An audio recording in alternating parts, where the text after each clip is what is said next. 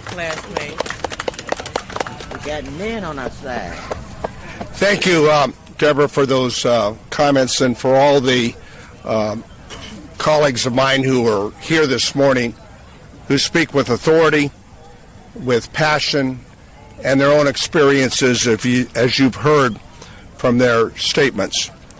I, too, am honored to be a part of this working group against domestic violence, because ensuring that those who experience domestic violence, we know, need our support, resources, and the dignity that they deserve.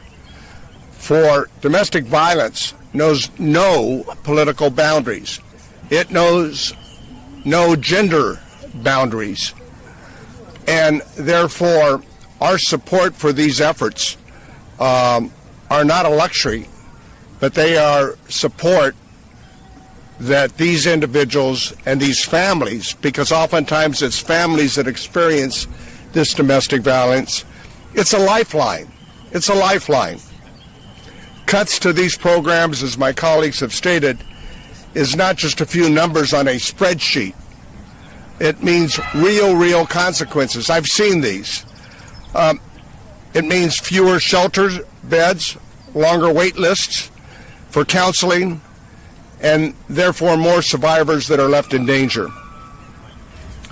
As a co-chair and co-founder with my colleague, Congressman Ted Poe, in 2005, we founded the Bipartisan Crime Survivors and Justice Caucus. We did so out of his experience as a judge in Texas and my experience in California.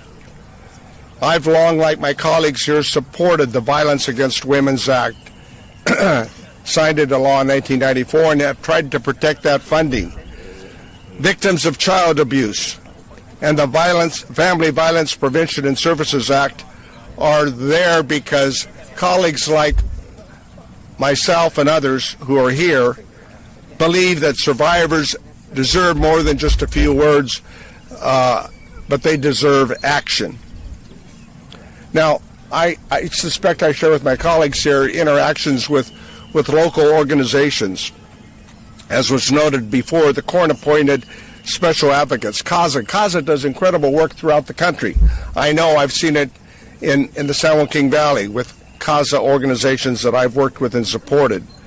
The Marjorie Mason Center in Fresno has been a shelter, a bastion for support, primarily for women and children, for decades, and they have been recognized and honored as such, as well as other efforts in my area, like the Fresno Economic Opportunities Commission, that are on the front lines, helping survivors navigate trauma, dealing with mental health, counseling, and medical care, all critical needs for those who are victims of domestic violence. And yes, we've all heard stories of police departments where they get that call at 10 o'clock or 11 o'clock at night, going to a home in which, in some instances, there is already a history of domestic violence. And in some cases, restraining orders.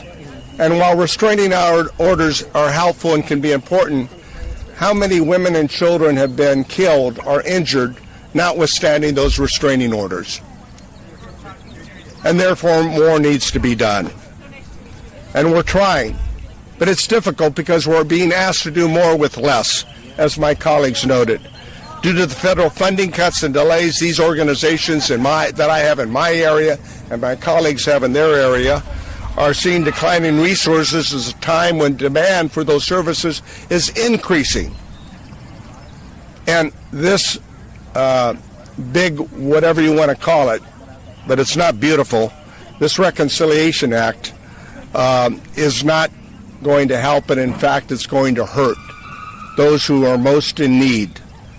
And therefore Congress and my colleagues, we call today this working group against efforts to deal with domestic violence, because efforts to reduce funding is just wrong.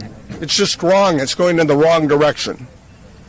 So I stand here with, like my colleagues, victims of domestic violence, their survivors, and let me once again say their families.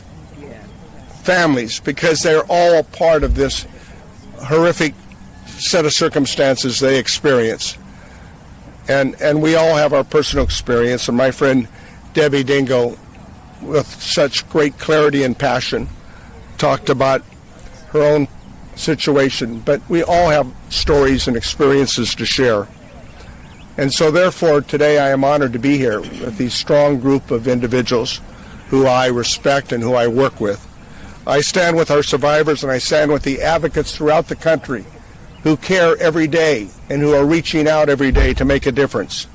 And we will continue to fight in Congress to ensure that no survivor and their families are ever left behind, regardless of their gender, regardless of their socio-economic being, regardless of where they live in America. Because this is a critical need.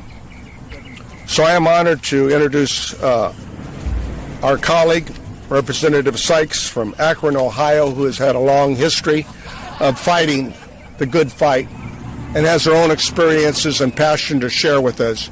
And we're honored that we get a chance to work together every day. Congresswoman Sykes. Yeah.